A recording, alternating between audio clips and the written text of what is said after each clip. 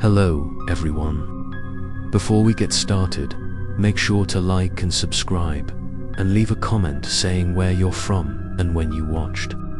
That way, YouTube will continue to show you stories like this. Now, let's get started. I remember very clearly the first afternoon when I stepped into that house. An old brick house located deep in a narrow street filled with shadows of trees that seemed to swallow all the light. From the outside, it looked normal like any other house. But the closer I got, the more I felt the unusual silence that covered the whole place.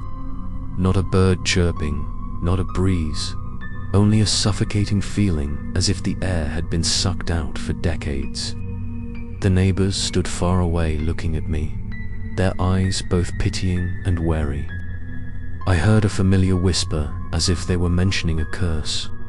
But when I turned around, everything was silent, as if no one had said anything. The house was not big, but the way it stood in the middle of the empty land made me feel like I was being pulled inside by an invisible hand. The rotten wooden door groaned when I pushed it open, the sound echoing throughout the dark house like the sigh of sleeping souls. The space inside smelled of mold, rotten wood, and something that seemed to waft past like dried blood. There were still a few old family pictures hanging on the walls. The faces in the pictures were obscured by time and dust, but I could still feel the eyes in the pictures following my every step. I came here because the rent was too cheap. Everyone advised me not to come near this house, that any family that had lived here had ended in the same tragedy. People called this place full of horror stories, but I didn't believe in rumors. I told myself that everything was just a coincidence, and people often added gruesome details to make the story more frightening. I just wanted a quiet place to start over after years of failure. The first night in the house, I had trouble sleeping. The wind blew through the cracks in the door, making a long, cold whistle. I turned on the light, but the yellow light was not enough to dispel the darkness. The ticking of the wall clock seemed to dig deep into my mind. Around midnight, I heard a tapping sound from upstairs. I thought it was a mouse, but when I stepped up, the wooden floor was cold and silent, not a single shadow. I touched the wall, so cold that my skin shivered. At that moment, the light bulb went out, leaving me in the pitch-black darkness. I turned on my phone to illuminate it, and in the dim light, I caught a glimpse of a figure standing at the end of the hallway. It was blurry, like smoke, but clearly had bright eyes staring at me. I blinked in panic, and when I opened my eyes, the hallway was empty. I reassured myself that I was tired and hallucinating. But when I went back downstairs, the door I had locked that afternoon was wide open, as if someone had just walked in and invited me to follow. The next day, I went to see the old woman next door to ask what had happened. She looked at me for a long time, then said softly, "All the previous families died in the same position, sitting in the living room, eyes wide open as if they were still seeing something we couldn't see." I shivered, but still tried to laugh it off. But her eyes were full of certainty. There was no sign of exaggeration. In the following days, strange phenomena appeared more often. I heard children laughing in the kitchen, footsteps walking up the stairs at 3 in the morning. Once, when I looked in the bedroom mirror, I saw my shadow standing behind me, not moving like me, but standing still, smiling a crooked smile. I turned around, there was no one. But in the mirror, that face was still there, watching my every move. Even though I tried to ignore it, I began to realize the truth. There was something in this house, something that didn't want me here, but also didn't want me to leave. And the biggest fear wasn't its presence. but the way I felt, I was becoming accustomed to its presence, as if it were always there, even with every breath. I tried to collect documents, flipping through old newspapers in the local library.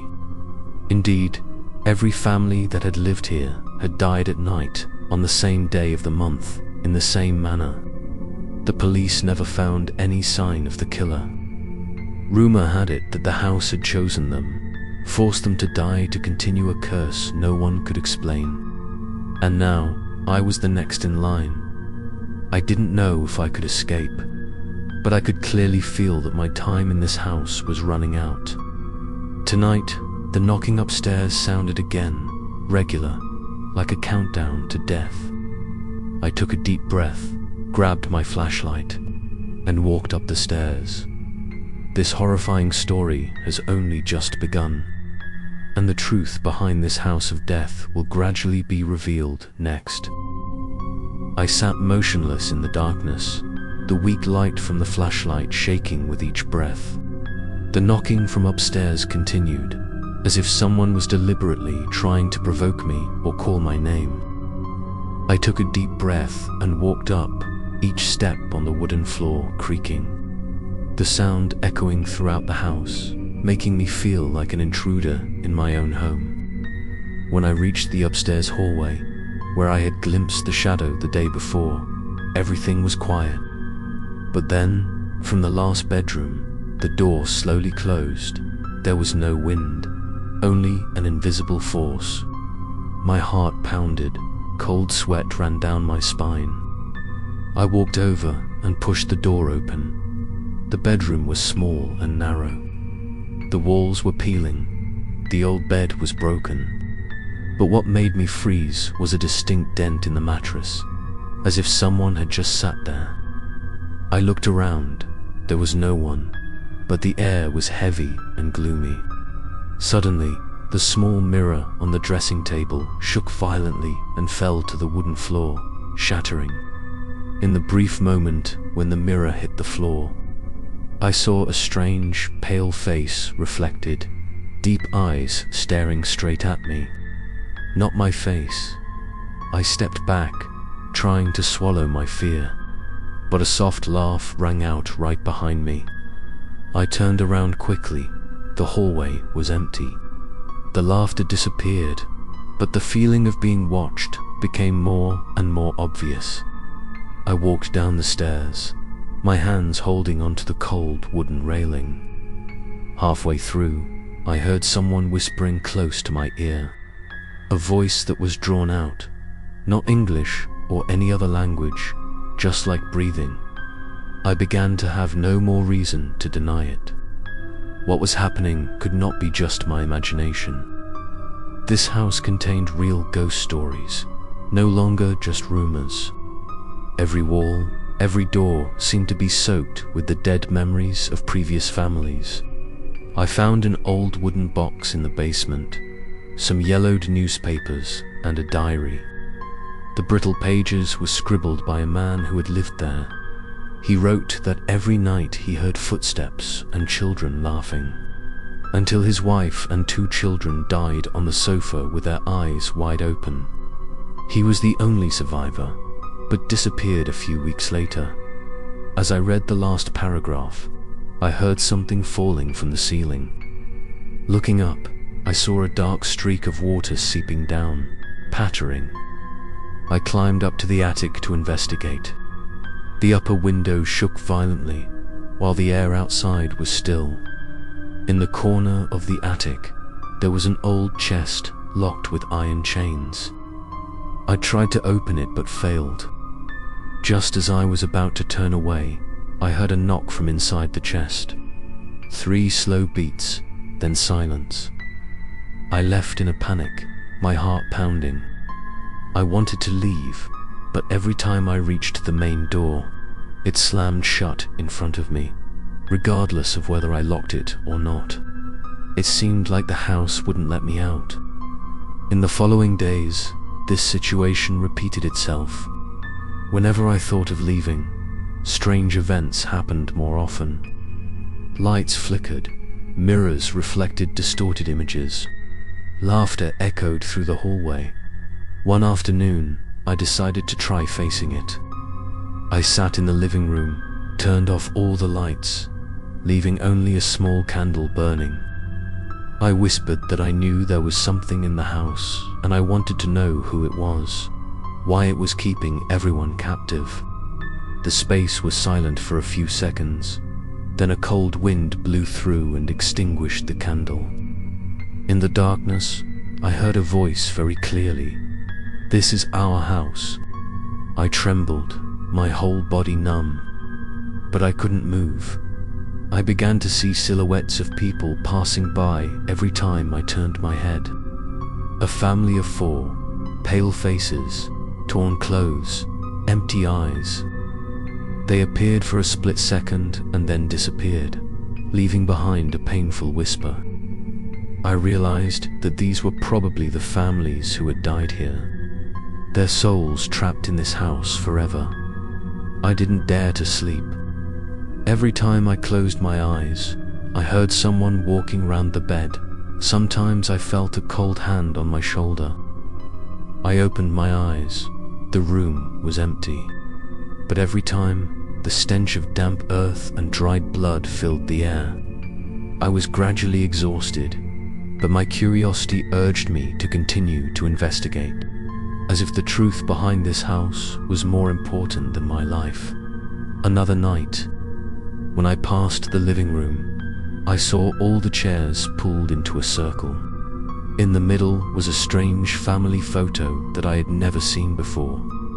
In the photo, everyone was smiling, but their eyes were red and flashing. I picked up the photo and heard footsteps rushing down the stairs. I turned around. There was no one, but the air was so thick it was suffocating. I knew I was on a path of no return. The ghost stories in this house didn't just want to scare me, they wanted me to be a part of them. And the most obvious feeling was that I didn't have much time left. Asterisk tonight. I heard a lullaby from the basement, a woman's voice, soft but lingering, haunting. I went down, the flashlight flickering and then going out. The singing became clearer, as if right behind a chained chest door. I shivered but couldn't stop. I put my hand on the chest lid, and at that moment, a cold hand from the darkness placed itself on mine. The story was not over yet, because what was hidden in the chest was only the beginning of the nightmare that would continue. Asterisk. I walked down the stairs to the basement, my hand shaking as I held the flashlight, which was flickering weakly. The air down here was thick, the smell of mold mixed with the smell of old metal making me want to suffocate. The knocking from the old chest continued, this time faster and more insistent, as if something inside was struggling to get out. I stopped for a few seconds, feeling numb, but a strange urge forced me to continue. Each step down was a step that pushed me deeper into the darkness I knew I might not return from. The basement was cold and dark, only the flickering light from the flashlight illuminating the moss-covered stone walls. Strange scratches ran along the walls, as if human or something had tried desperately to scratch them. I walked slowly toward the old chest. The rusted iron chain wrapped around it shook slightly, even though there was no wind in the air. I reached out to touch it, and immediately a cold feeling spread through my arm, forcing me to pull back. But then a voice rang out in my head, vague but clear, "Open." I shook my head, my heart pounding, but my legs did not listen to reason. When I gently pulled the lock, it suddenly popped open, as if it had never been locked. The lid of the chest made a groaning sound and slowly opened. There was no gold or silver inside, no belongings, just broken bones, torn clothes, and a few burnt family photos. I picked up a photo, and as soon as I raised it, a pale hand reached out from inside the chest and grabbed my wrist. I screamed, pulling hard, but the pulling was too strong. The flashlight fell to the ground, rolling around, the flickering light clearly illuminating the pale face with empty eyes, looking straight at me from inside the chest. I escaped and ran up the stairs, panting. But when I raised my head, I was stunned. On the top step, a family of 4 stood blocking the way. They looked at me silently, their faces pale, their eyes lifeless. The man held the child's hand. The woman held the half-burned photo. I stepped back, my heart about to explode. Then all 4 figures slowly disappeared, leaving behind the sound of a child's cry. Since that night, the house had completely changed. There were no more fleeting phenomena, but a clear presence. Whispers followed me everywhere, shadows reflected in the mirror. Footsteps on the ceiling, even when I sat motionless in the living room. I knew I was surrounded by vivid, haunted stories, memories that never faded. During the day, I tried to find the local government, asking about the history of the house. An elderly employee sighed, looking at me with pity. He simply said that this place had been a place to detain people accused of witchcraft centuries ago. They died in agony and were buried under the floor. From then on, anyone who lived here was forced to reenact their deaths. I shivered, the rapid knocking echoing in my head as if confirming the story. The 30th night I was here, I began to have strange dreams. I saw myself sitting with the dead families. They looked at me, not blaming me, but waiting. They whispered the same thing. Your turn will come. When I woke up, I saw a new photo on the bedside table, a photo of me with them. Even though I had never sat down to take that photo, I knew I was being pulled into a loop like the others before me. But I didn't want to die in vain. I had to find the root, some way to break this curse. Every trace led me back to the chest in the basement. I decided to go back there, but this time with the mindset of facing it instead of running away. When I opened the basement door, cold air rushed out. The chest was still there, but this time the lid was already open. It was dark inside, like a bottomless pit. I heard a whisper calling my name, the voice echoing in layers like dozens of souls. I trembled as I approached, and suddenly, a pale face appeared right at the edge of the chest, eyes glowing red, a smile stretching from ear to ear. I backed away, but the cellar slammed shut, trapping me inside. I knew I was no longer in control. The spirits here were pulling me down with them. I screamed, raised my flashlight, but the light immediately went out, leaving the darkness thick. Footsteps surrounded me, dozens, hundreds, all coming closer. And then a cold hand touched my neck, holding me tight. In that moment, I knew I had truly become a part of this house. But this was only the beginning, because the nightmare was still ahead. And what I was about to witness next would make the truth more terrible than ever. The dark basement still echoed with eerie sounds.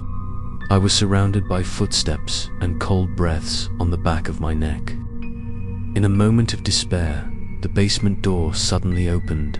A gust of wind blew in, carrying the stench of rust and damp earth. I rushed out, falling flat on the floor. When I raised my head, I saw a blurry figure of a woman standing on the stairs.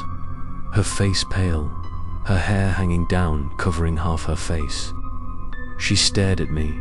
Her deep eyes seemed to pull me into the darkness.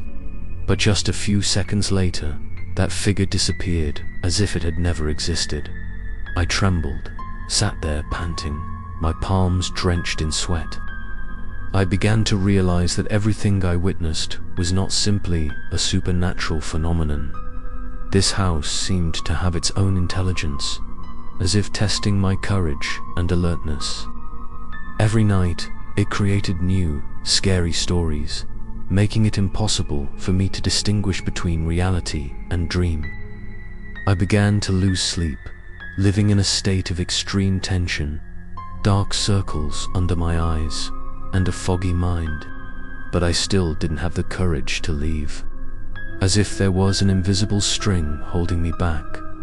One afternoon, as the sun was slowly setting behind the trees, I sat in the living room and suddenly noticed that the photo frames hanging on the wall had changed. In the morning, they were covered in dust, and the faces were almost invisible. But now, each face in the photo appeared clearly, with sharp eyes and tightly pursed lips. I was frightened and took one down, turned it over, and was stunned when I saw a line written in faded red ink: "You will not leave here that night." I heard a knock on the door. I thought someone was coming to help, so I quickly ran to open it. But all I saw was the thick darkness and the rustling shadows of the trees. No one was there. When I was about to close the door, a pale hand reached out from the crack of the door and grabbed my hand. I screamed, jerked the door open, leaving a bruise on my wrist. I started writing everything down as a way to stay awake. I recorded every event, every sound, every fleeting figure. But when I woke up the next morning, the pages I had written were gone, replaced by completely unfamiliar scribbles, describing my death in the coming days. I had never written those words, but the paper and ink were still on my desk. In a panic, I went to the church in the nearby town. I told everything to an old priest. He pondered for a long time and then said, "That house was not just haunted. It was a place where life and death intersected. The souls that could not be released were trapped, and they wanted new people to continue maintaining their presence." He advised me to leave immediately. But when I returned, everything was different. The road home became endless, winding like a maze. And when I finally arrived, the door was already open, as if the house was waiting for me. In the night, I heard children's laughter echoing from all the rooms. I followed the sound and stopped in front of the bedroom at the end of the hallway. When I pushed the door open, I saw 4 small chairs neatly arranged, on which sat old dolls with strangely bright glass eyes. Before I could retreat, all the dolls turned to look at me at the same time. A laugh echoed in the room, so creepy that my blood froze. I immediately ran out, but when I reached the stairs, the silhouettes of the family of 4 appeared again. They didn't say anything, just raised their hands and pointed down to the basement. It seemed like they wanted me to go back there to face the truth. I was scared, but I also knew that I couldn't run forever. I gathered all my courage and slowly walked down. When I reached the basement floor, I saw that the chest was no longer in its original position. Instead, in the middle of the tunnel was a deep, dark hole from which a terrifying cold air emanated. The voices whispered in unison, "Jump down." I shook my head, screaming in despair. But the voices grew louder and louder until I felt like my head was about to explode. In the moment I almost collapsed, the flashlight suddenly turned on, shining on the wall, revealing a series of bloodstains carved into words. "Every family died here." I shuddered, fell to my knees, tears streaming down. I understood that what I had experienced was only the outer shell of the horror, and that hole was the door to an even deeper nightmare. This story was not over. The terrible things hidden in the hole would be revealed, and I would have to face them next. I stood in front of the pitch-black hole in the middle of the basement. The cold air radiating from it seemed to drain the life out of my body. I shone my flashlight down, but the light was immediately swallowed, unable to see the bottom. The unison whispers still echoed around me, forcing me to move closer. I felt like my feet no longer belonged to me, each step sliding along the cold ground. For a moment, I thought I was about to fall. A strong wind suddenly blew past and knocked me to the side. When I looked up, I saw the wall in front of me was stained with blood and strange scribbles that looked like they were written with fingernails. I struggled to stand up, breathing heavily. Disjointed images echoed in my head. A family gathered around the dinner table. Then suddenly, everyone collapsed, eyes wide open. The scene quickly changed to the image of a crying child being dragged into the darkness. I panicked and realized that it wasn't a dream, but the memories of the souls trapped here. Those creepy images kept appearing, making my mind crumble. I ran up the stairs, but as soon as I got there, the basement door slammed shut. I tried to open it with all my might, but it was useless. Behind me, I heard slow, steady footsteps approaching. I turned around, the flashlight flickering, and saw the silhouette of a woman with long hair covering her face. She walked slowly, the footsteps echoing eerily. I backed away towards the door, my heart about to explode, when suddenly that figure disappeared, leaving a dark void. At that moment, an invisible hand grabbed my shoulder, squeezing so hard it hurt. I screamed, pushed with all my might. The door flew open, and I rushed out. I collapsed on the living room floor, gasping, my heart filled with fear. I couldn't continue like this forever.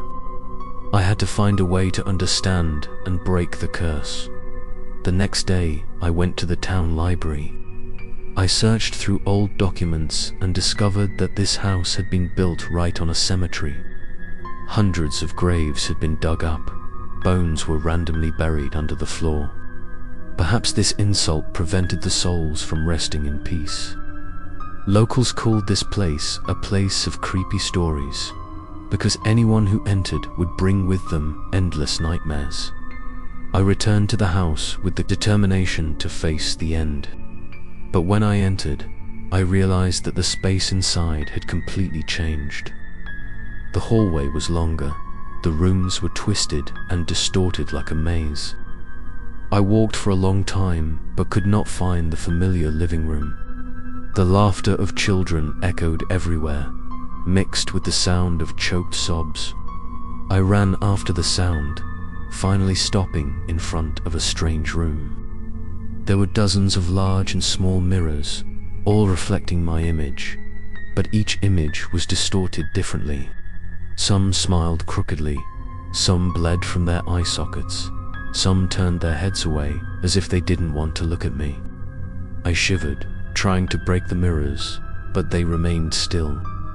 Reflecting my fear, I ran out of the room, the sound of broken mirrors echoing behind me like hundreds of ghostly laughters. As I approached the stairs, I saw a long line of people, pale faces, lifeless eyes, all looking down at me. I tried to calm myself, but my trembling legs couldn't take another step. The whispering rang out again, this time clearer than ever. "Stay with us," I screamed, turned and ran into another room. But when I opened the door, I found myself sitting there, eyes black, mouth smiling creepy. I stopped, my whole body numb. My other self spoke. "You are no longer you." Before I could react, the room collapsed. Everything spun and I fell into endless darkness. I woke up, lying in the middle of the living room. Time seemed to be running backwards. The clock on the wall read exactly 3 a.m., the most terrifying moment. I understood that the house was trapping me in a loop.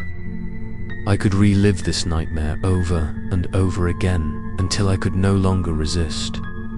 I held my head, despairing, but knowing in my heart that the truth behind the black hole had not yet been revealed.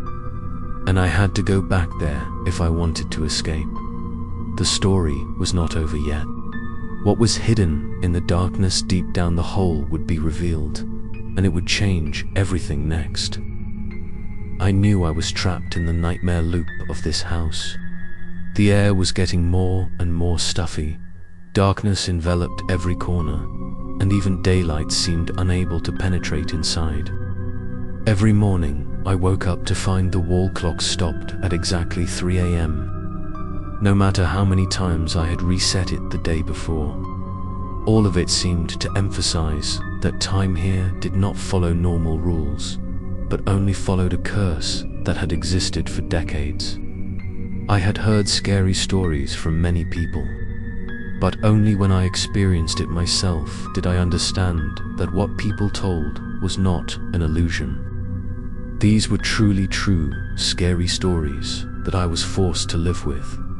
I began to feel the presence of spirits around me more and more clearly. At first it was just laughter, whispers, then fleeting shadows. But now I could see them in every room. They didn't attack me right away, just stood there staring, their eyes lifeless but filled with a deep hatred.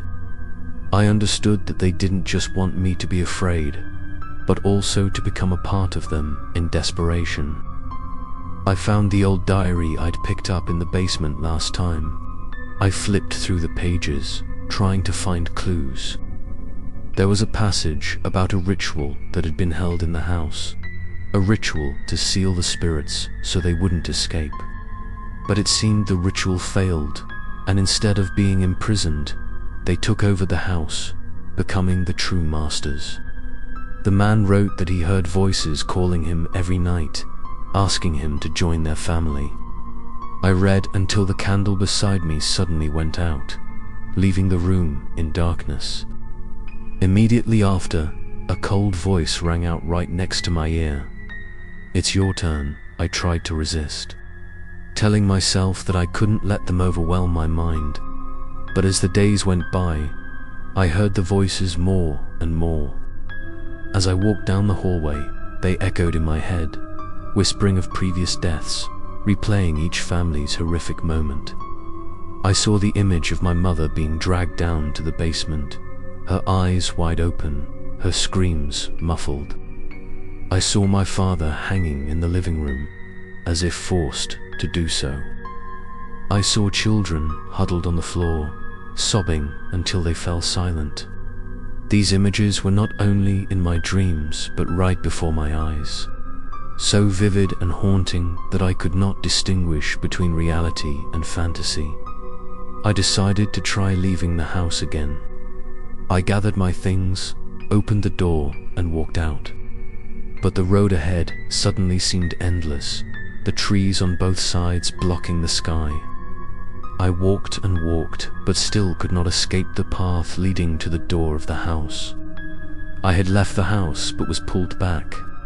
Standing in front of the door, I saw myself looking out from inside, bloodshot eyes and a creepy smile. When I blinked, the image disappeared, leaving only a dark void. I was desperate. But then a thought flashed through my mind. If all the previous families had died the same way, then there must be something in common, a clue. I had to find it. I searched the house from ceiling to cellar. In a crack in the wall, I found a hastily written note. "Come to the attic when the clock strikes 3. I knew it could be a trap, but it was also my only hope. That night, I sat in the living room. The clock hands slowly moved, and when it struck 3 in the morning, I heard a loud noise from the attic. I took my flashlight and climbed the stairs. The attic door opened, and instead of dust and rubble, it was a brightly lit room filled with photos of the families who had lived there. In the middle of the room was an old wooden table on which sat a thick, leather-bound book, its lock rusted. I moved closer, and as I touched it, I heard a collective whisper, "Open it." I hesitated, but the feeling in my heart urged me. I opened the book, and immediately a series of images rushed into my mind. I saw sacrificial rituals, curses carved on the walls, and even the forced deaths of individual families. I saw myself in it, sitting in the middle of the living room, eyes wide open like a puppet. I panicked and slammed the book shut, but the voice echoed throughout the room. You have seen, you cannot turn back. In that moment, the faces of all the people in the pictures on the wall began to change. They turned their heads to look down at me, mouths wide open, screaming in unison. I collapsed, my ears ringing. The flashlight went out. Everything was plunged into darkness. The story was not over, because what the book revealed was only the beginning of a more terrible truth, and I was forced to face the next. When the light in the attic suddenly went out, I was enveloped in a thick darkness. The space was so quiet that I could hear my heart pounding. I fumbled for the flashlight, but it had disappeared as if it had never existed. In that darkness, footsteps echoed around me, slow, heavy, as if many people were surrounding me. I panicked, my hands touching the cold wall, step by step looking for an exit. Suddenly, a pale blue light flashed, shining from the photos on the wall. The faces in the photos turned to look at me at the same time, their eyes lifeless but haunting. I rushed towards the door, but it was tightly closed. Even though I pounded on it repeatedly, the door did not budge. The whispers began to rise like a chorus of ghosts, each word pinned straight into my head. Stay with us. I screamed in denial, trying to cover my ears, but the sound came from inside, unable to escape. Suddenly, everything fell silent. A female voice rang out clearly right next to my ear. You have chosen. When I turned back, the old wooden table was still there. The thick book opened as if turning the pages automatically. On the pages appeared the gruesome images of the families who had died here. I saw each familiar scene, exactly as I had heard. But this time, there was another image. Me, sitting in the living room, eyes lifeless, face stiff. I slammed the book shut, my heart pounding, but the words on the last page were imprinted in my mind. The end will come on the night of the blood moon. I woke up as if from a dream, but no, I was still in the house of death. I ran downstairs, hoping to find some daylight, but the windows were covered in a thick layer of darkness, seeing nothing but the night. I felt like the house had separated from the outside world, becoming a separate realm filled with never-ending, haunted stories. In the following days, I lived in a state of extreme tension.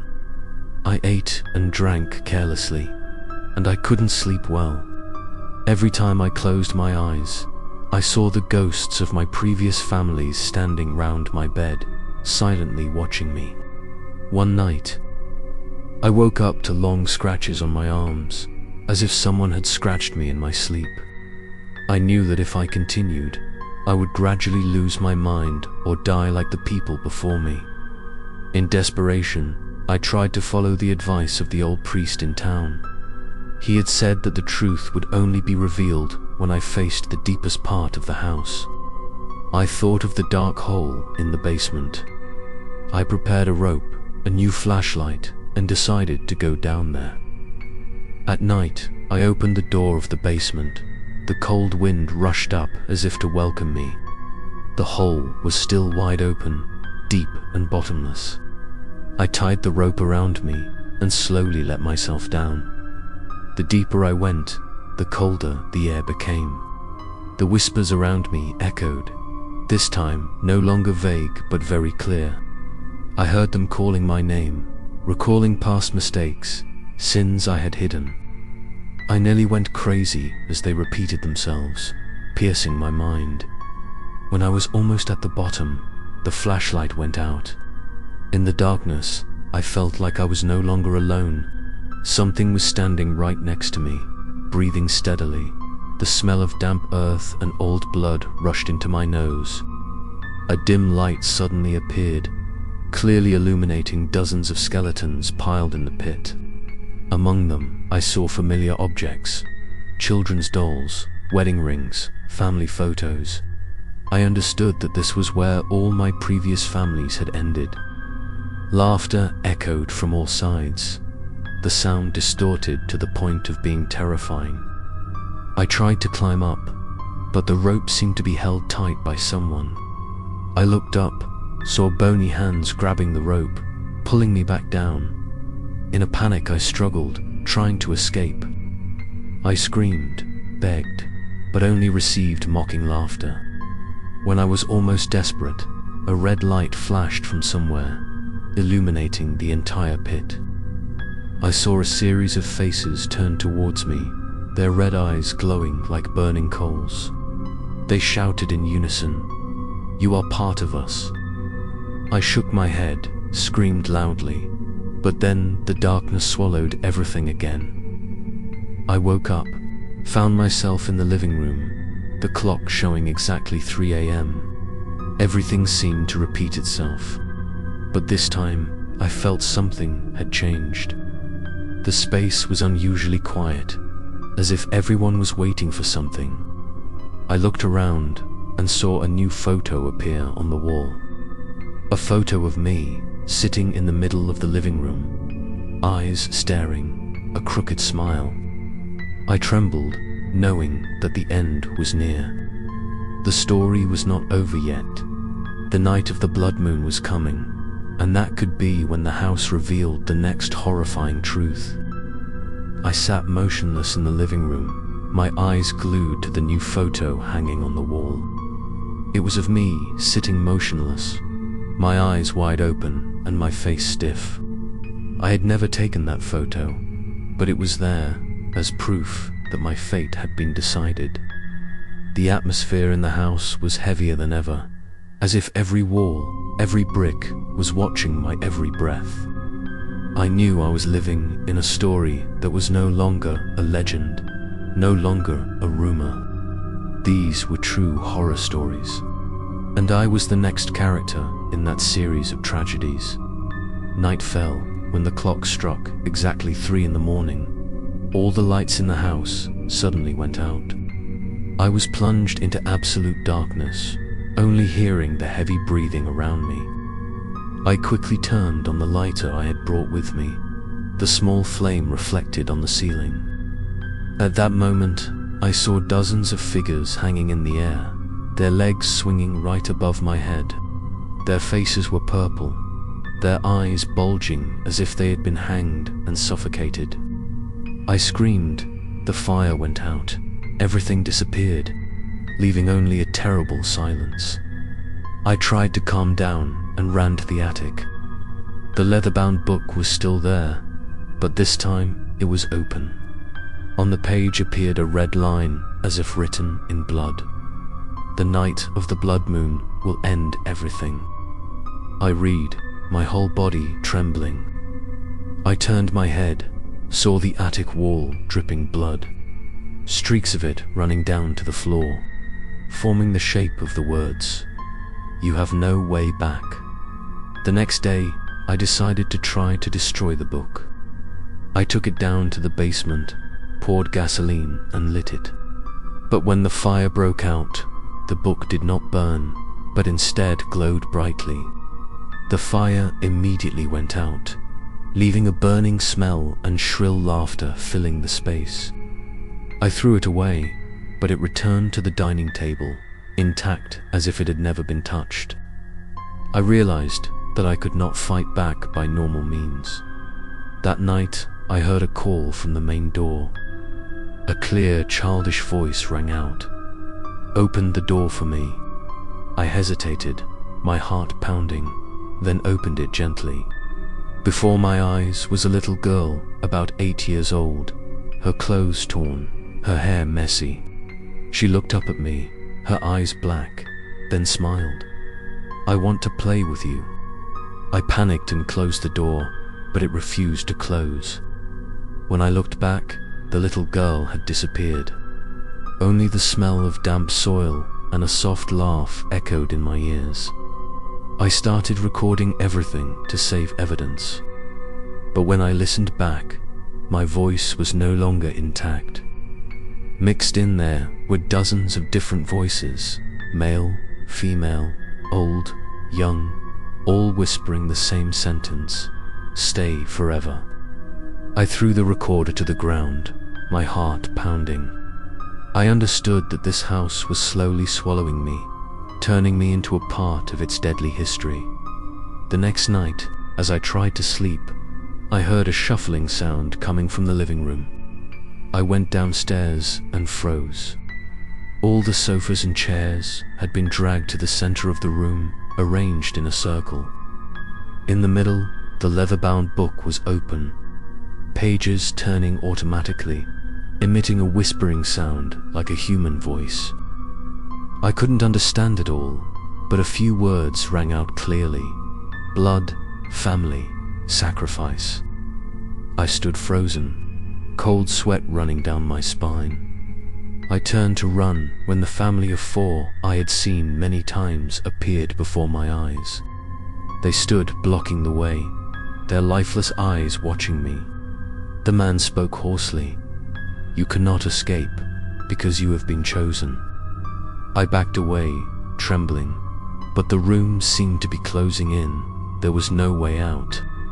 In that moment, the picture on the wall changed again, this time clearly stating the date. The day of the blood moon was approaching. I collapsed to the floor, despairing. I knew all the previous families had died the same way, and now I was repeating the same path. The house wasn't just holding me captive, it was ending everything. I could hear the clock ticking steadily, each tick counting down to the final moment. But deep inside, a glimmer of hope remained. I believed that if I could find the true source, I might be able to escape this deadly cycle. I lifted my head, looked at the leather-bound book, knowing it was the key. And to survive, I had to unlock the full horror inside. No matter what awaited me, the story wasn't over yet, because that book would lead me to the next house's most terrible secret. I sat in front of the leather-bound book, my trembling hands lightly touching the heavy pages that seemed to be made of real flesh. With each turn of a page, the room echoed with the whispers of distant voices, as if the people who had died in this house were telling their final stories. I saw images of previous families, each face appearing one by one. They all died the same way, sitting motionless in the living room, their eyes wide open in horror. Each page of the book was like a living curse, each word bleeding, flowing in a street stream. I felt like I was not just reading a book, but participating in an evil ritual. For a moment, I heard a baby cry right behind me. I turned around. No one was there. But when I bent down to look at the page, I saw the image of a little girl with long hair, her face dirty, sitting huddled in the darkness. Her black eyes seemed to see through me, and then a twisted smile appeared. I closed the book in panic, but the book shook violently as if it was about to burst. I threw it on the ground, but it disappeared in a puff of smoke, and when I turned away, it lay still on the table as if it had never moved. I knew I couldn't escape this game. The house not only haunted me with ghosts, but also recorded everything in the creepy stories I was forced to live. I heard footsteps in the hallway, rushing like dozens of people running. I rushed out, but the hallway stretched endlessly. The windows on both sides disappeared, leaving only mottled walls and a series of new photo frames. In each photo, I saw myself in different poses, sometimes sitting, sometimes hanging, sometimes lying motionless on the floor. I trembled as I approached a photo to take a closer look, and suddenly the eyes in the photo blinked. I backed away, my heart pounding, but all the other photos started blinking at the same time. I screamed, running straight to the end of the hallway. The door appeared. I opened it and stepped in. Inside was a strange room I had never seen before. The ceiling was high. The walls were covered with strange inscriptions. In the middle of the room was a large mirror that almost reached the ceiling. I walked closer to the mirror. The reflection was not me, but another version, thin, haggard, with empty eyes. That version smiled at me and then raised its hand to knock on the mirror. The knocking sound echoed in the room like a death drum. I stepped back, but the hands in the mirror hit harder each time until the mirror cracked. Shards flew everywhere, but inside there were still dozens of hands reaching out, trying to pull me inside. I struggled, ran out of the room, but the creepy laughter still echoed behind me, haunting every step. When I went back down to the living room, I realized that the clock still read 3 a.m. No matter how many events I experienced, time still stood still. I began to suspect that I had fallen into a parallel world where only I and the imprisoned souls were. I tried to open the door again, but instead of the familiar path, before my eyes was a long cemetery, the crooked graves hidden under the dim moonlight. I stepped back, bewildered, and when I looked back, the door had disappeared. Leaving only a bare wall, I sat down, exhausted, holding my head. But the voice rang out from all sides. "You have been chosen. There is no turning back." I shouted in denial, but the ghosts of the family of 4 appeared before me again, this time clearer than ever. The man took a step forward, put his hand on my shoulder, his voice hoarse. "Accept it, because you are no different from us." I trembled and pushed his hand away, but the cold feeling still clung to my body. I knew that if I continued to avoid him, I would lose my mind. Perhaps the only way to survive was to find out the truth about the book and the black hole in the basement. No matter what the cost, I had no other choice. I looked up at the ceiling, saw streaks of blood dripping down, dripping into drops right in the middle of my palm. On it was clearly written, "The blood moon night has begun." The story was not over. Darkness was closing in around me, and the most terrible truth was still waiting to come. The blood moon began to cast a shadow over the house, red light shining through the cracks in the doors, painting the space in a creepy color. I stood still in front of the broken mirror in the hallway, the glass shards reflecting hundreds of different versions of me, all smiling and staring. I knew that I could no longer run away. The house was pushing me into the depths of horror, turning my life into one of those short, scary stories that people would tell with trembling voices years later. When I entered the living room, I saw that all the furniture had changed positions. The tables and chairs were arranged in a circle. In the middle was a leather-bound book spread open. Each page turned continuously without the wind. With each turn of the page, whispers rang out, sometimes crying, sometimes laughing, sometimes pleading.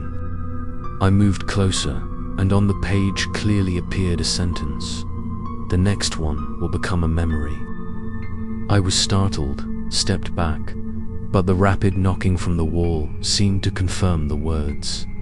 I gathered all my courage, snatched a book and hugged it tightly, intending to throw it into the fire in the kitchen. But as soon as I put it on the fire, the flame turned blue, flaring up almost to the ceiling, then suddenly went out, leaving the room in darkness. The book was still intact, not a single burn mark, and the shrill laughter echoed, making me feel like hundreds of eyes were watching. In desperation, I ran to the attic, hoping to find shelter. But the attic was no longer the same. It turned into a long hallway, with dozens of photos hanging on both sides. Each photo was a different scene of death. A father hanging, a mother collapsed with a knife in her hand, children lying motionless on the floor. I walked tremblingly through, and when I reached the end of the hallway, the last photo was of myself, eyes wide open, sitting motionless on the sofa. I reached out to touch it, and suddenly the hand in the image reached out, pulling me inside. I struggled, screamed, and finally broke free, falling to the floor. The clock struck 3 times. The whole house shook violently. The ceiling dripped blood down in streams. From the hole in the basement, I heard groans and screams echoing, as if hundreds of imprisoned souls were screaming for release at the same time. I knew that this blood moon night was when everything reached its climax. I had to find a way to end it. I ran down to the basement, the red light from above shining down, making the whole room blood. The dark hole was now glowing.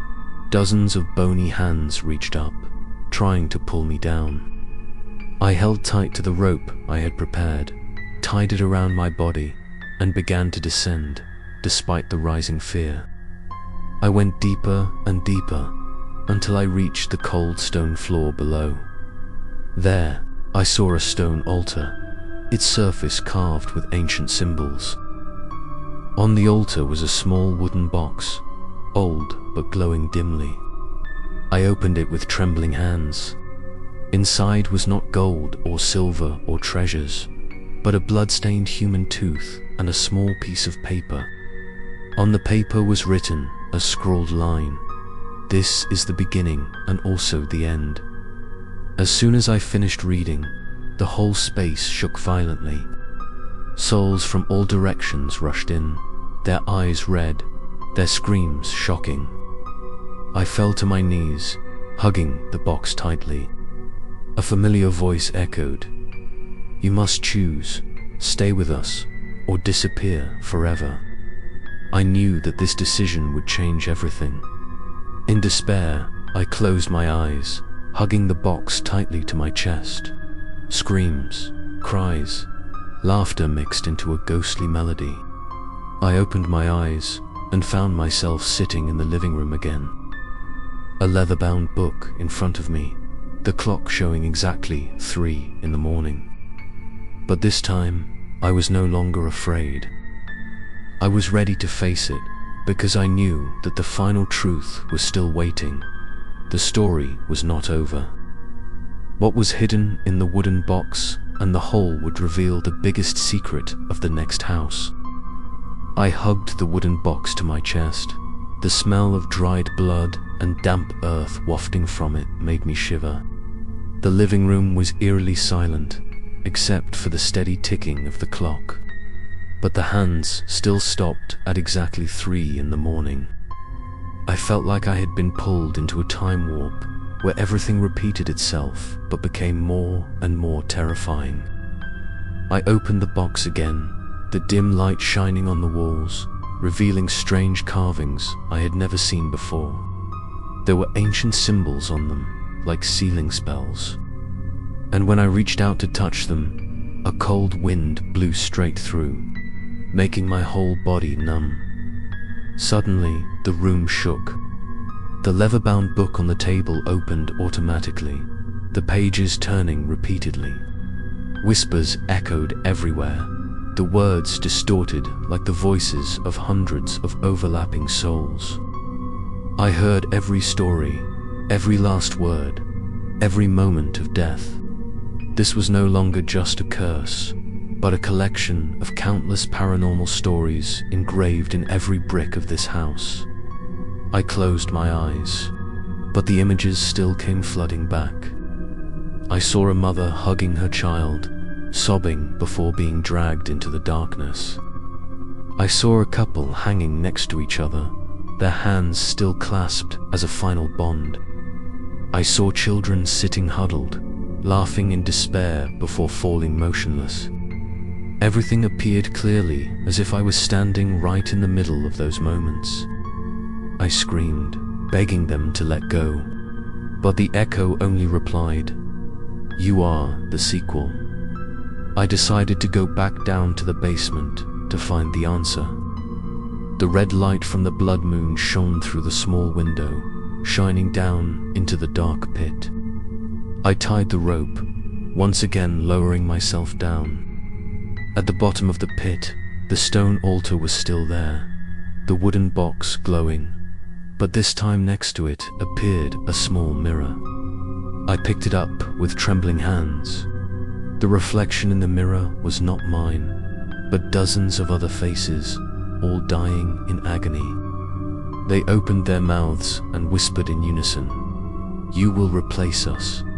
I dropped the mirror. It shattered, but the sound did not stop, but spread throughout the pit. Bony hands grabbed my legs, pulling me deeper. I struggled, trying to escape, but the more I resisted, the stronger the pull. I screamed, and then the light from the box suddenly shone brightly. In that moment, the soul stopped, just staring at me. I understood that this box was not just a container, it was the key to the seal, the only thing keeping them here. If I broke it, maybe I could escape, but it could also open the door to something worse. I hugged the box, climbed back up, panting as I returned to the living room, sweating profusely, my heart pounding, but I knew I didn't have much time left. The wall in front of me was stained with blood, and the words, "Blood Moon Night is about to be completed," appeared. I sat down, my hands trembling as I held my head. I didn't know whether to destroy the box or keep it, but I knew clearly that every choice had a price. In a moment of exhaustion, I heard a knock on the door. I walked out, trembling as I opened it, and saw a strange man standing there, his eyes gloomy, his face gaunt. He spoke in a low voice. I was also in this house. You cannot escape, but you can choose how to end it. Before I could ask more, he disappeared, melting into the darkness. On the ground was only an old piece of paper, on which was written, "Only by sacrificing blood will the loop stop." I clenched the paper tightly, my heart filled with fear. Sacrificing blood, what did that mean? Did I have to end myself? Or was there another way? I looked around. The house seemed to be shrinking, darkness creeping from the corners of the walls. I know I don't have much time left. I sat motionless, clutching the old piece of paper with the words "blood sacrifice" written on it. Each word seemed to be etched into my mind, making me dizzy.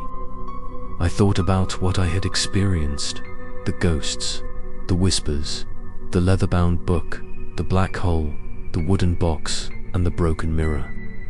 All the details came together to form a picture of death, but there was still one last piece that I had not touched. I raised my head to look around the room, the red moonlight pouring in through the window, distorting everything like a living, hand-drawn world. I shuddered when I realized that the entire house was now no different from a moving horror painting, like a ghostly scene from an animated horror story. The walls moved slightly. The peeling patterns seemed to turn into moaning faces. The ceiling dripped blood, but when they fell to the floor, they turned into small, crawling dolls. I recoiled, feeling like I was lost in a nightmare scene. Each doll raised its head, its glass eyes lit up, and it all let out a terrifying laugh. I screamed and kicked, but they turned to ashes right before my eyes. The ashes floated and then formed a line in midair. You must choose. I ran up the stairs, but the hallway was now endless. On both walls, the family photos continued to morph, this time moving. In each frame, the families repeated their deaths over and over, like a movie on repeat. I stood there, speechless, each scream echoing from the frames. A door appeared at the end of the hallway, and I rushed to open it. Inside, a completely unfamiliar room appeared. The walls were covered with black charcoal drawings, all depicting death. I approached and realized that in one of the paintings was me, standing in a circle of blood, surrounded by dozens of souls. I shivered, my heart pounding, as the painting suddenly moved. The me in the painting turned to look straight at me, my eyes empty. I stepped back, and the whole room shook. The paintings peeled off the wall, floating in the air. Each painting transformed into a real scene right before my eyes.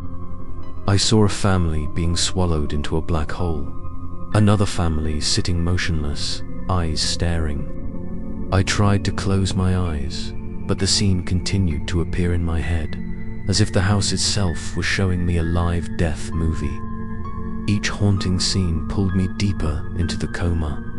I collapsed to the floor. Holding my head, the whispers rang out again, urgent and simultaneous. They told of deaths, every detail, every drop of blood, every scream. I screamed, begged to stop, but it was no use.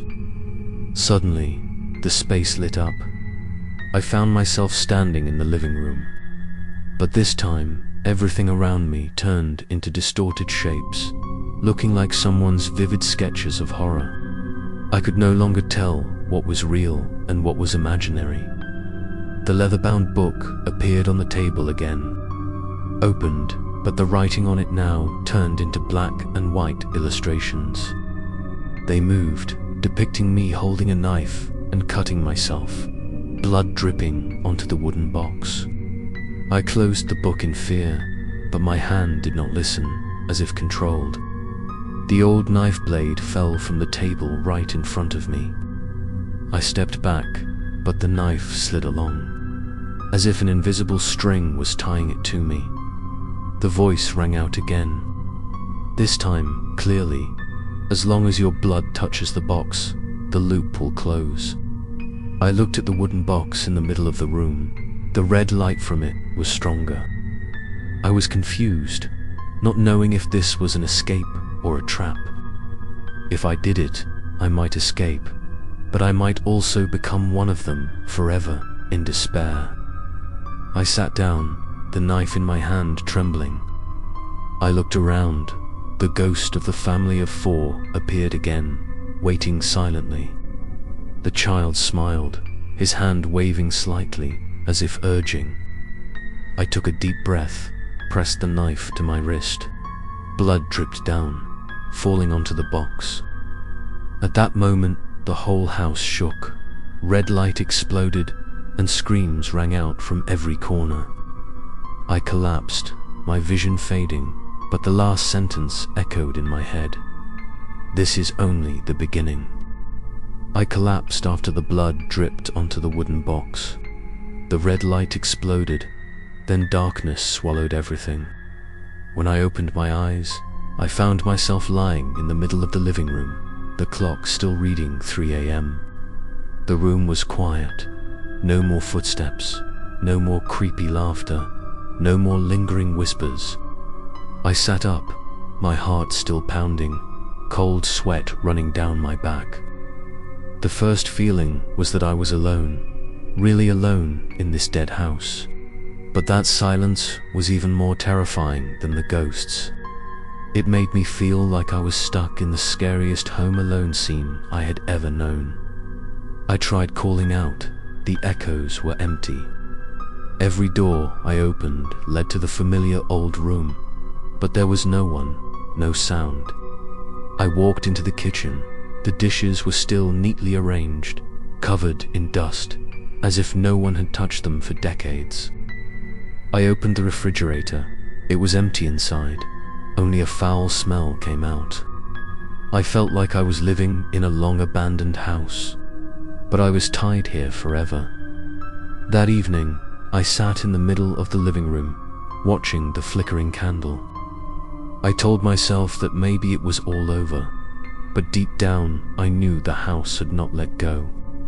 I closed my eyes, and in my dream, I saw the previous families, all sitting together in a circle, silently looking at me.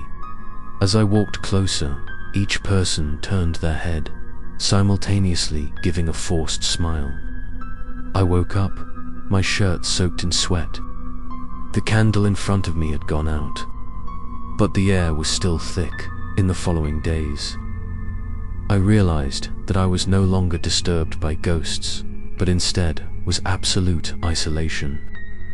I could not hear any noise outside, could not see the sunlight through the window, could no longer feel the passage of time. It was just me, alone, trapped. I tried knocking loudly on the door, but the echoes were hollow, like I was in a giant box buried deep underground. I began to fear this silence, because it drove me crazy day by day. One night, I heard the doorbell. I rushed to open it, hoping that someone would finally come. But when the door opened, there was only a dark hallway that stretched endlessly.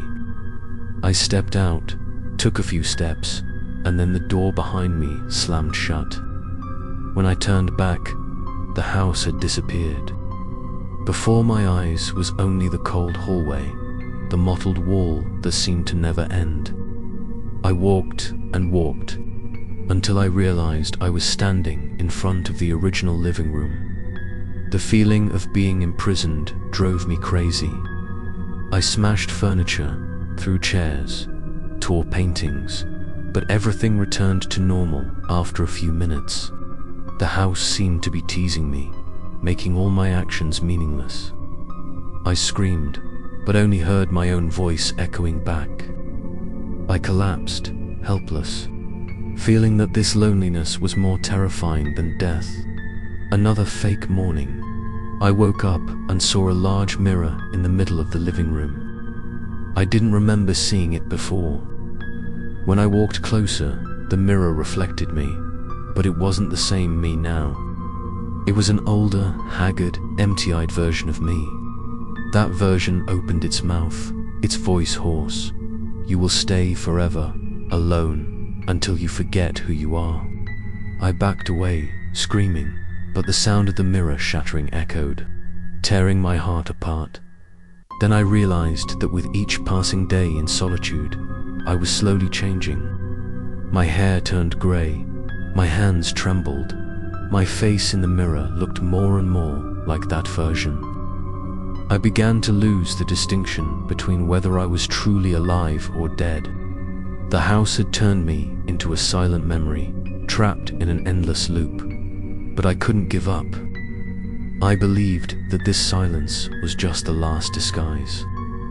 The house wanted me to despair and give up, but I wouldn't. I looked up at the wall, and a line appeared slowly, as if written in blood, just one more step. I sat silently in the living room, my hands trembling, hugging my body. Time no longer existed. The blood moon still hung motionless outside. Everything was immersed in absolute silence. But then, from somewhere came the sound of rain falling.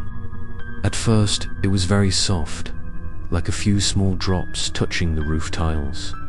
Then it grew louder, spreading throughout the house. I was startled, ran to the window, but outside was still thick darkness, no sign of rain.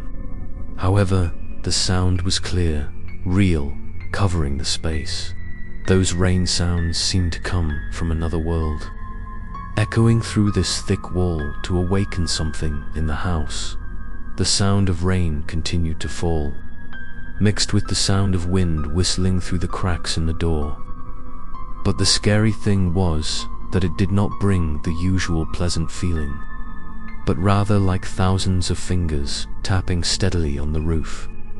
I sat still, listening, and realized that in the sound of rain there was another sound, the sound of footsteps mixed with the rhythm of falling. Each step seemed to get closer, slowly but surely. I ran around, checking every room, but saw no one. The footsteps still echoed, following me. That night, when I tried to sleep, I heard the sound of rain falling on the ceiling, but it gradually became smaller and smaller, then turned into a whisper. I opened my eyes with a start, saw streaks of water on the ceiling, forming the shape of a human face. Deep eyes, wide open mouth, each drop of water fell, falling right next to my pillow. I jumped up, my heart pounding, but when I touched the streak of water, it disappeared, leaving behind a red bloodstain. I began to realize that the house was using all my senses to torment me. It was no longer just images or voices, but now even the familiar sound of rain had become an obsession. Every night, the sound of rain fell again, and with it, the images of the dead appeared. I saw them sitting motionless on the sofa, rain dripping from the ceiling, soaking their hair, flowing into streaks of blood. I held my head, feeling like I was going crazy. One day, as I walked down to the basement, I heard the rain falling louder than ever, but there were no drops. Instead, from the deep hole, cries echoed, mixed with a steady tapping sound like raindrops. I approached, looked down, and saw the water rising, smeared with red. In the water, a series of faces appeared, eyes wide open, mouths wide open. I stepped back, almost falling, when they whispered in unison, "You must complete the sacrifice." I don't know how many days had passed, but the sound of the rain kept ringing in my head. Even with my ears covered, the sound still seeped into my mind, urging me to approach the wooden box. I sat down, watched it glow in the dark, and for the first time felt a strange urge. It was as if a part of me wanted to open it, to offer my blood again. I trembled, but I also knew that the house would never stop if I didn't find the final answer. I stood up, determined to face it this time. I took the knife and walked towards the box. But at that moment, the rain stopped. The house was filled with deathly silence. I looked up and saw the blood-stained wall with the words, "The door will open when the rain stops." I trembled, knowing that what I had just experienced was just the beginning of the next nightmare. After the wall showed the words, "The door will open when the rain stops," I was silent, my heart pounding. Everything was completely silent. Even the sound of the wind had disappeared. I looked around, not hearing any sound. The darkness was as thick as a curtain, covering the whole house. In that moment, I felt like I was lost in another world, where reality and nightmare merged. I walked slowly through the hallway, and the strange door appeared right in front of me. It was unlike any other door in the house. This door was pitch black, covered with deeply engraved symbols, exuding an icy cold air. I knew this was the only way to find the truth. I put my hand on the doorknob. A jolt of electricity ran down my spine, making me jump. But I didn't pull my hand back. I turned slowly. The door creaked open. Red light flooded in. I walked in and found myself standing in a giant, empty room, the four walls covered with scribbles. The words were indistinct, but I felt like they were moving, like squirming worms. In the middle of the room was a long table, on which were placed dozens of books identical to the leather-bound ones I had seen. I approached, touched one, and was instantly drawn into another world. Before my eyes was a small town, where people told each other horror stories around campfires. Each story became true before their eyes. I saw a man tell a story about a ghost in the mirror, and immediately a distorted face appeared in the mirror in his house, smiling evilly. I saw a child tell a story about a monster under the bed, and immediately a black arm reached out and pulled it away. I understood that this was not a myth, what people call creepypasta, stories passed down by word of mouth on the internet, were actually part of a ritual of demonic possession, feeding the fear and keeping this house alive. I was startled. stepped back, escaped the illusion, returned to the room full of books. Whispers rang out from all sides. You saw, you understood. I held my head, not wanting to believe, but the truth was revealed too clearly. The stories that I had thought were just rumors on the internet, creepypastas spread everywhere, actually all originated from this house. It was the cradle of fear, sucking energy from the listener to maintain the curse. I trembled and looked around. Each book opened, images of screaming souls appeared in the air. They reached out, begging me to free them. I knew that I could destroy everything here, but I also knew that this would have unpredictable consequences. The house not only held me, it also held countless other memories and lives. If I ended it, I might free them, but at the same time, I would open the door for something more terrible to enter this world. The room shook. Each brick cracked. Dust fell. I heard the screams getting louder and louder. I clenched my fists, deciding that I had to choose. Either continue to be imprisoned or trade everything to end the curse. I walked to the table, about to reach for the book in the middle, when suddenly, from the darkness, a cold hand grabbed my wrist. I turned around, saw the face of the strange man who had appeared at the door. His eyes were red, his voice was hoarse. You cannot escape, because you are us. I jerked my hand away, my heart pounding. He disappeared like smoke, but the words were deeply imprinted in my mind. I looked down, saw red words starting to appear on the skin of my hand as if carved into my flesh. I screamed, trying to scratch them away, but they only deepened. I knew that time was running out. I stood in the middle of the book-filled room, breathing heavily, my hands still shaking from the red characters etched into my skin. They were like burns, reminding me that I had become part of the curse. I couldn't stay any longer. I rushed out into the hallway, running down the stairs, trying to escape that stuffy room. As I passed the living room, I suddenly saw the main door open, something that had never happened before. Outside, it was no longer pitch black, but a gloomy forest, the wind whistling through the trees.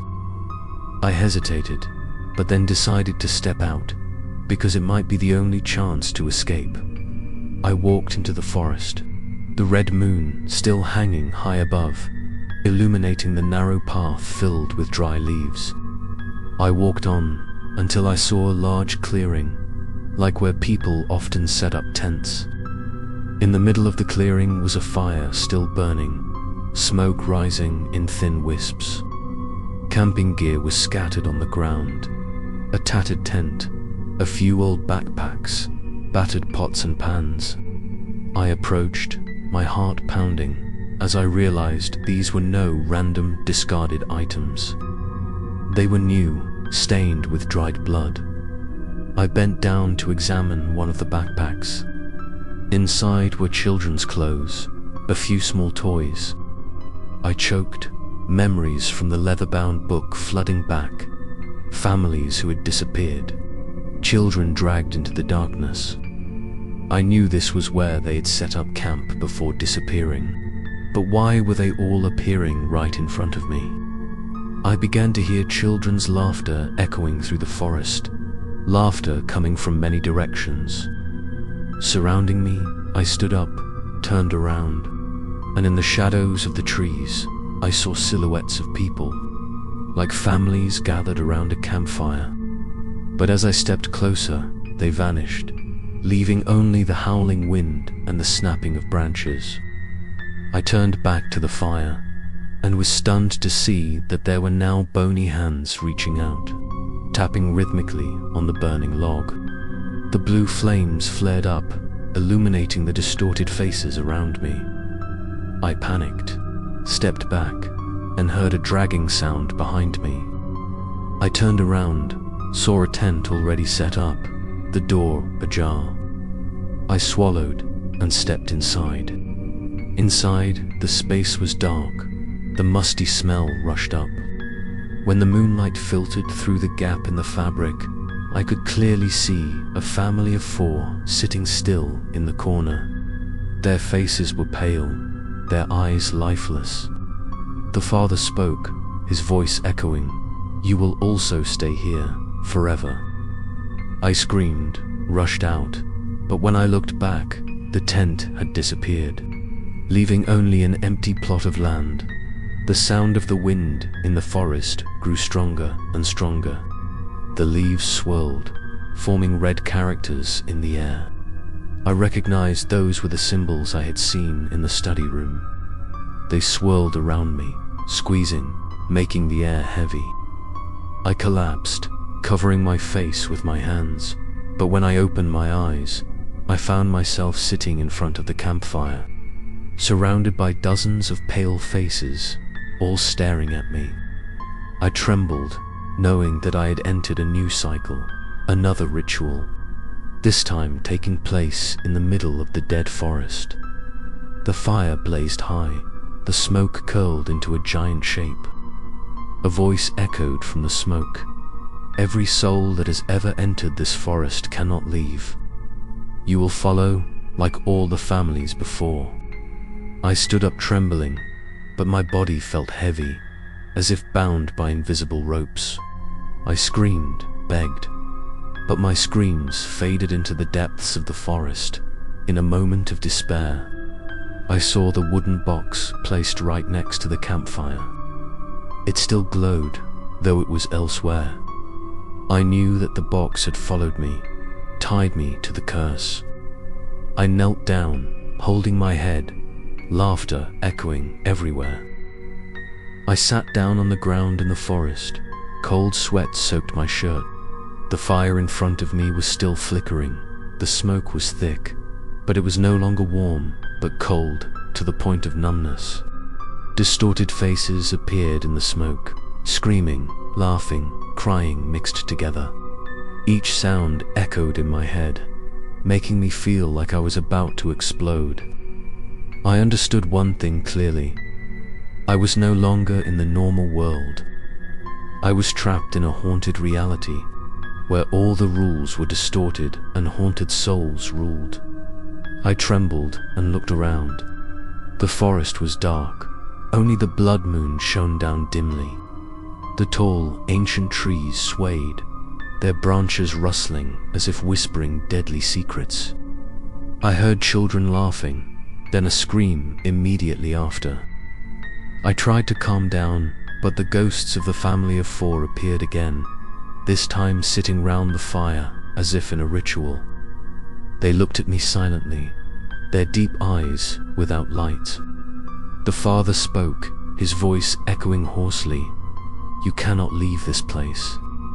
The forest and the home are one, and we all belong to it." I retreated, but my body felt like it was pinned to the ground. A bony hand reached out from the ground and grabbed my leg. I screamed, trying to struggle, but the pull was too strong. Just when I thought I would be swallowed, the wooden box glowed again, saving me from that hand. I hugged the box, knowing that it was both a key and a chain. I didn't know whether to love or hate it, only that every spirit in the forest yearned to possess it. The darkness in the forest thickened, and I began to hear new whispers. They were not human voices, but distorted, growling like wild animals. When I looked up, I saw giant black figures looming in the shadows of the trees, their eyes glowing red. They crawled, slithered, walked on all fours, moving around me as if hunting. I retreated towards the fire, my arms tightly holding the wooden box, but they were not afraid of the fire. On the contrary, the light made their faces clear, deformed souls, half human, half beast, tortured to the point of distortion. They came closer, surrounding me, their screams mixed with the wind into a deathly song. I collapsed, a feeling of despair enveloped me. At that moment, the mother of the family of 4 stood up and approached me. She whispered, "If you want to escape, give your blood to the fire." I trembled, not knowing whether to believe it or not. But looking at the black shadows approaching, I understood that I had no choice. I took the knife, lightly cut into the palm of my hand, letting the blood drip into the fire.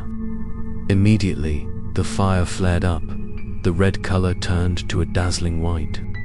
The black shadows howled, then disappeared into the void.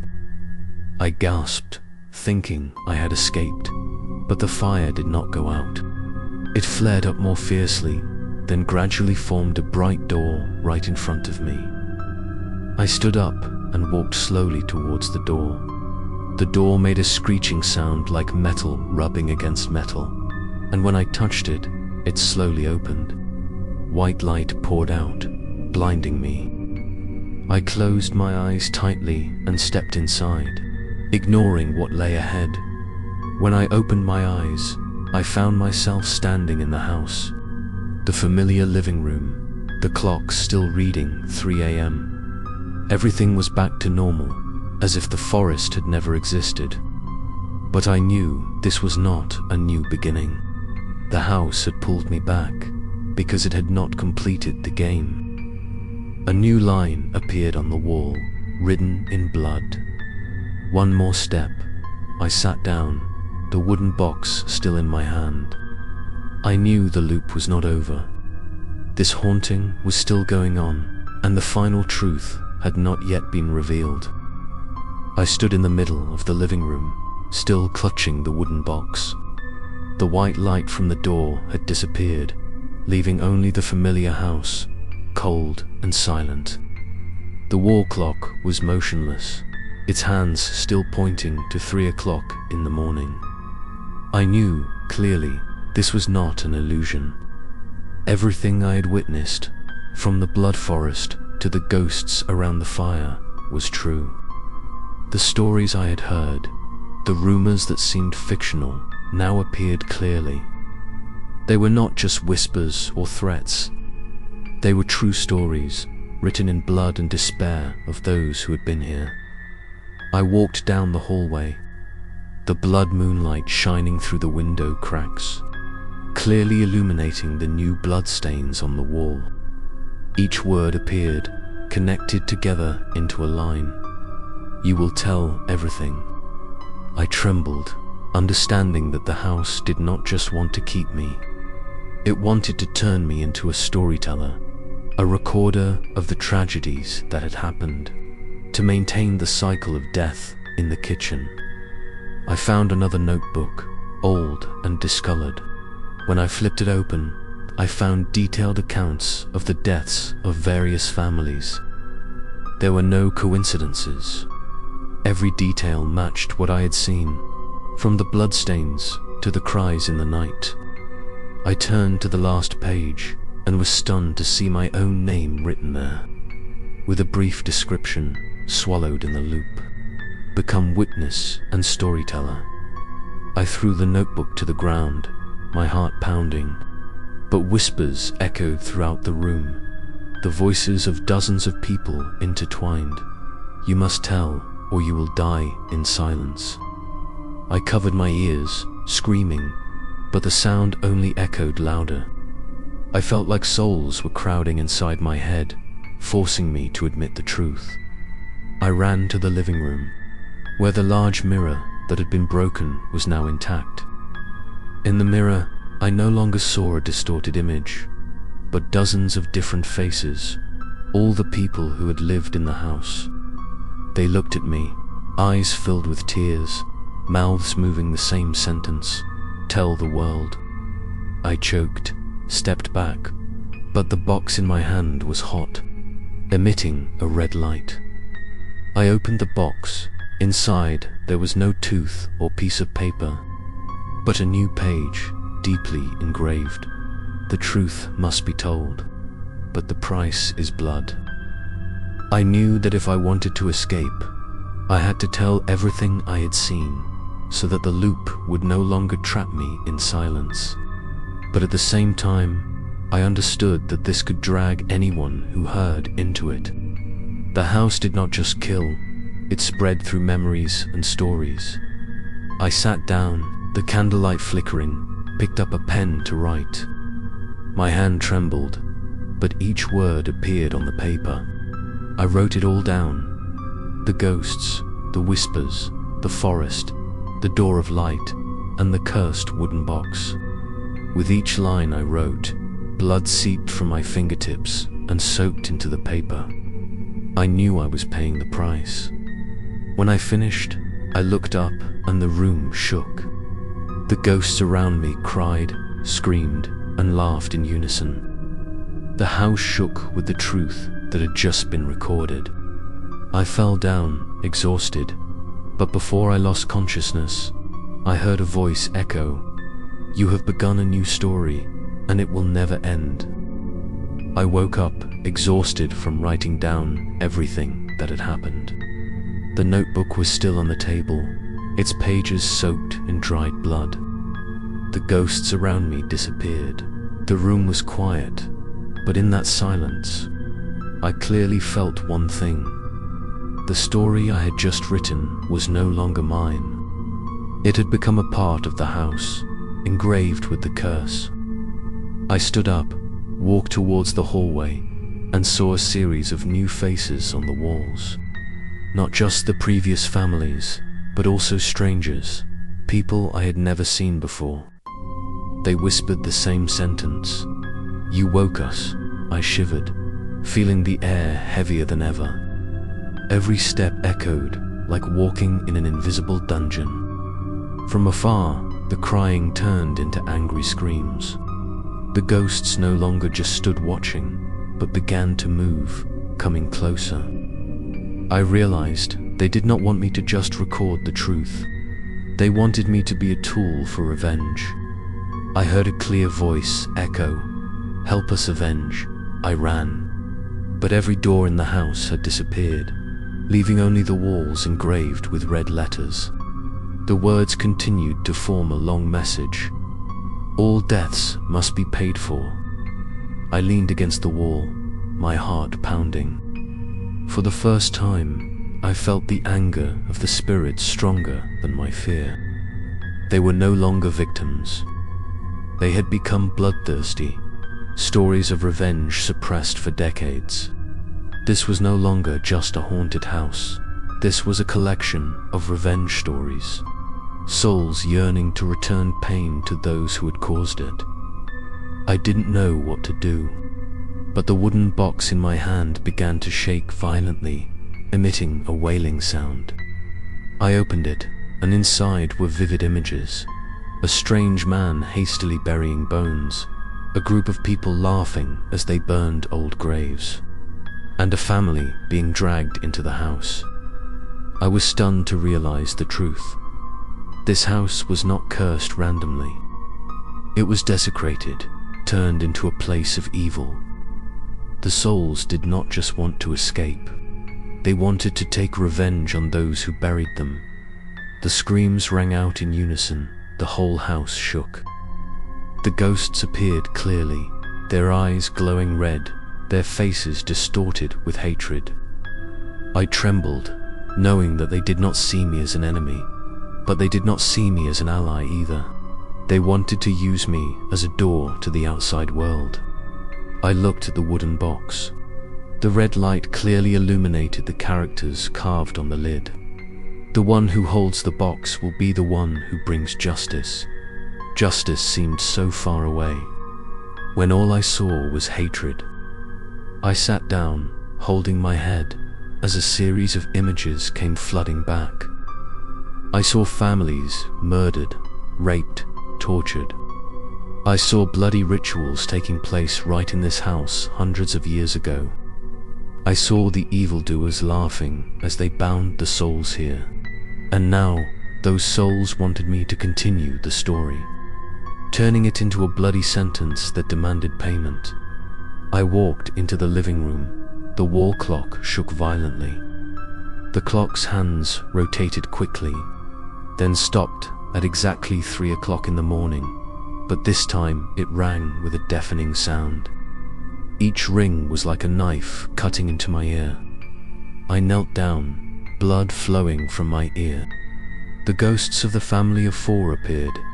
This time, their faces were no longer lifeless, but filled with anger. The father pointed straight at me, his voice like thunder, "Finish, or you will die like everyone else." I knew clearly that I had no time. The house was turning me into a tool to continue the cycle of revenge. If I refused, I would be swallowed immediately. But if I accepted, I would open the door to a rage beyond imagination. I stood motionless in the living room, the glowing red wooden box in my hand, the screams of dozens of souls echoing throughout the house. There was no more silence, but chaos, heaviness, an angry storm that consumed every corner. The walls shook, the ceiling cracked, streaks of blood flowed in streams. I knew I had reached the end of the loop. The house wanted to force me to choose, and this would be the final choice. I looked around, saw all the souls materialize. Their faces were distorted, their eyes glowing in the darkness. No longer were they lifeless, but instead were fierce. They no longer begged, they commanded. They wanted to be freed, but freed with rage. I trembled, but deep down, I knew I couldn't run forever. I raised the wooden box high, the blood on my hand dripping onto the lid. A loud bang rang out, red light engulfing the entire house. The room distorted, as if I had just stepped into another world. It was no longer a house, but an endless void, where countless bound souls floated. They screamed, reaching for me, their eyes filled with despair. I understood, to end it, I had to pay a price. If I opened the box completely, all the souls would escape, spreading revenge everywhere. But if I held on, I would be trapped forever, becoming a part of this house. I closed my eyes, my heart pounding violently.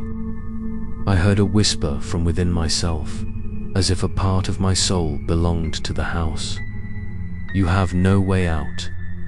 I screamed, gathering all my remaining strength, and threw open the box. Red light exploded, sweeping everything away. The souls screamed far and wide, then disappeared into the endless darkness. I fell, feeling my body being torn into 1,000 pieces. When I opened my eyes, I found myself standing in front of the house again, but this time it was morning. The morning sun shone down, the cool wind blew. There was no more smell of blood, no more whispers. The house was as silent as a normal house, old but harmless. I gasped, walked away without daring to look back. But as I walked further away, I clearly felt one thing. This silence was only temporary. I knew the house had not really disappeared. It was just sleeping, waiting for someone else to come in. I left that path, but the screams still echoed in my ears. The next night, when I tried to sleep, I heard a light tapping on the wall, footsteps in the hallway, and then a whisper right next to my ear. This scary story never ends. I woke up, cold sweat running down my back. I understood a terrible thing, that the house no longer needed to keep me inside. It had followed me. The story was over, but the haunting was not. Because what's really scary is when you realize the ghost has left the house to live with you right now.